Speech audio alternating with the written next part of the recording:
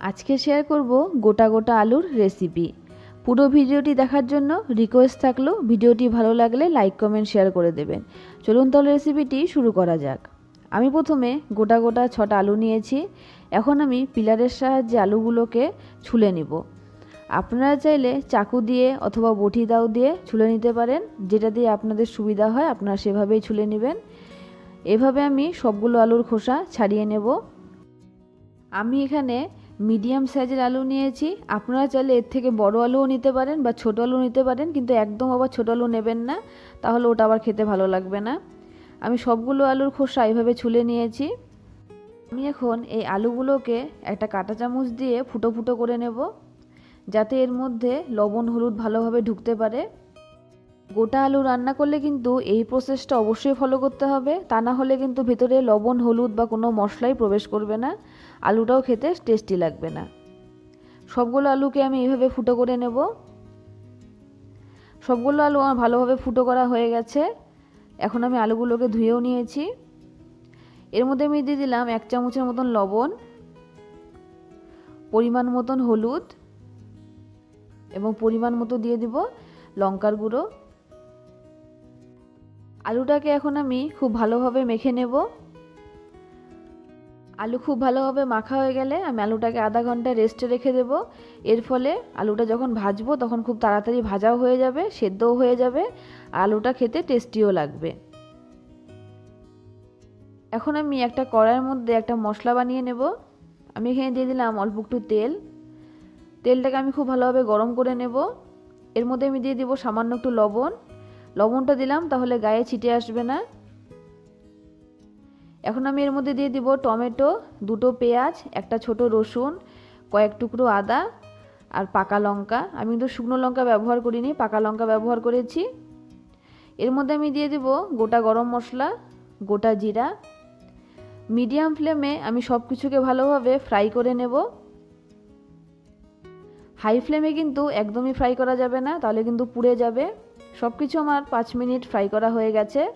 এখন আমি তুলে ঠান্ডা করে তারপরে মিক্সিতে ব্লেন্ড করে নেব। আরেকটা কড়াইয়ে আমি তেল দিয়ে দেব পরিমাণ মতন।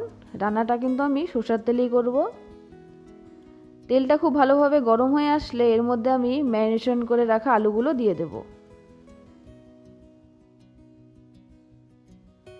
আলুগুলো দেওয়ার সময় গ্যাসের ফ্লেমটা কিন্তু লো করে নেবেন। সবগুলো আলু আমার দেওয়া হয়ে গেছে। এখন আমি নাড়াচাড়া করে নেব। আমি কিন্তু আলুগুলাকে ঢেকে ঢেকে ভেজে নেব। গ্যাসের ফ্লেম মিডিয়াম টু লো এর মাঝে রেখে আমি 5 মিনিট করে ঢেকে ঢেকে আলুগুলোকে ভেজে নেব।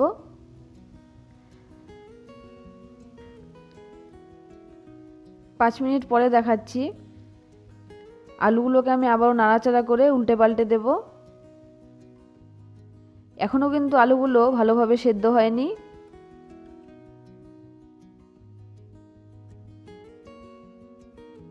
নাড়াচাড়া করে দেওয়ার পরে আমি আবারও এটাকে ঢেকে রেখে দেব 5 মিনিটের জন্য।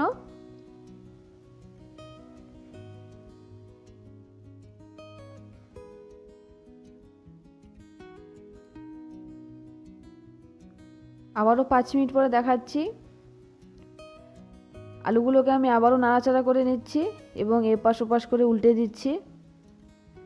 আলু কিন্তু এখন 80% মতন সেদ্ধ হয়ে গেছে। আমি একটা ছুরি দিয়ে আপনাদেরকে দেখিয়ে দিচ্ছি। দেখুন, এভাবে ঢেকে ঢেকে ভেজে নিলে খুব তাড়াতাড়ি সেদ্ধ হয়ে যাবে। আর আধা ঘন্টা অবশ্যই ম্যারিনেশন করে রেখে দিতে হবে। এখন আমি আর ঢাকবো না, 1 থেকে 1.5 মিনিট আমি এইভাবেই নাড়াচাড়া করে তারপরে নামিয়ে নেব।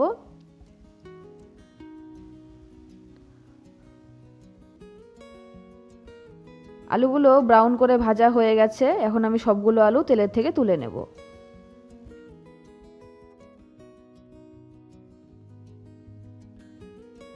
ওই তেলের মধ্যেই আমি ফোড়নে দিব একটা তেজপাতা, একটা শুকনো লঙ্কা। ফোড়নটাকে আমি খুব ভালোভাবে ভেজে নেব। ফোড়ন ভাজা হয়ে গেলে এর মধ্যে আমি দিয়ে দেব একটা মিডিয়াম সাইজের পেঁয়াজ কুচি।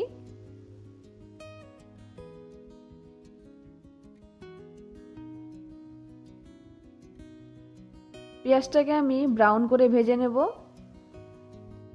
গ্যাসের ফ্লেম কিন্তু এই সময় মিডিয়ামে আছে, তাই অনবরত নাড়াচাড়া করতে হবে। পেঁয়াজ যাতে তাড়াতাড়ি ভাজা হয়ে যায় তার জন্য এর মধ্যে আমি দিয়ে দেব একদম কম পরিমাণ লবণ এবং একদম কম পরিমাণ হলুদ।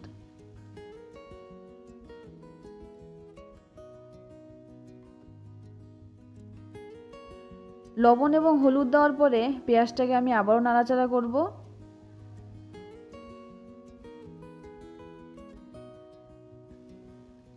পেঁয়াজটা ব্রাউন করে ভাজা হয়ে গেছে।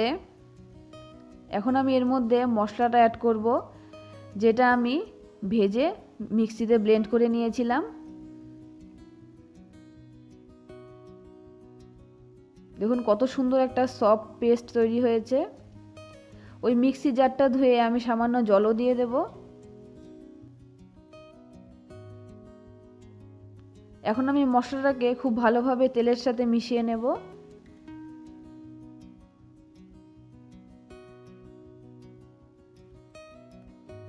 গ্যাসের ফ্লেম কিন্তু মিডিয়ামেই আছে।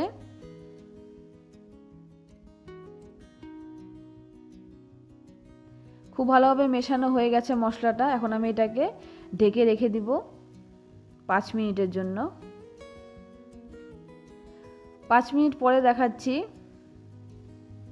দেখুন মশলাটা অনেকটাই কষে এসেছে। এর মধ্যে কিন্তু রসুন পেঁয়াজের কিন্তু গন্ধ নেই, কারণ মশলাটাকে আমি আগেই ভেজে নিয়েছিলাম, তারপরে ব্লেন্ড করে নিয়েছি।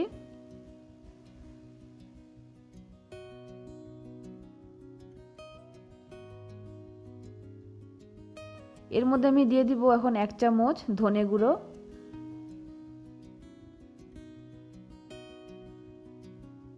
আমি এখানে জিরের গুঁড়ো অ্যাড করব না, কারণ আমি এখানে 1 চামচ জিরে আগেই তেলের মধ্যে ভেজে নিয়ে তারপরে ব্লেন্ড করে নিয়েছি।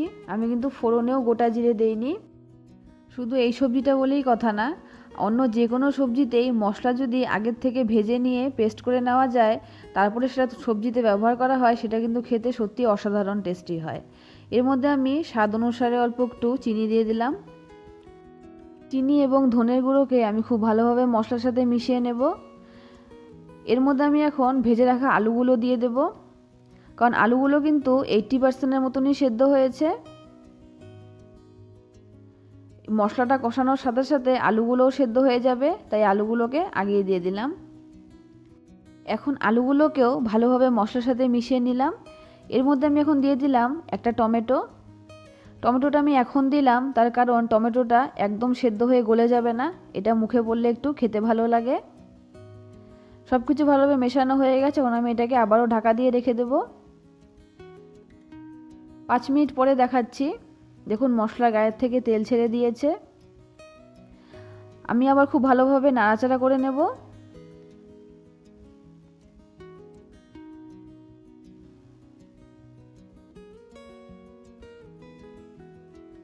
আপনারা চাইলে এর মধ্যে লঙ্কার গুঁড়ো অ্যাড করতে পারেন। আমি যেহেতু পাকা লঙ্কা টমেটো বেটে দিয়েছি, তাই আমার লঙ্কা গুঁড়োর কোনো প্রয়োজন নেই। তরকারিটার এমনিতেই সুন্দর কালার এসেছে।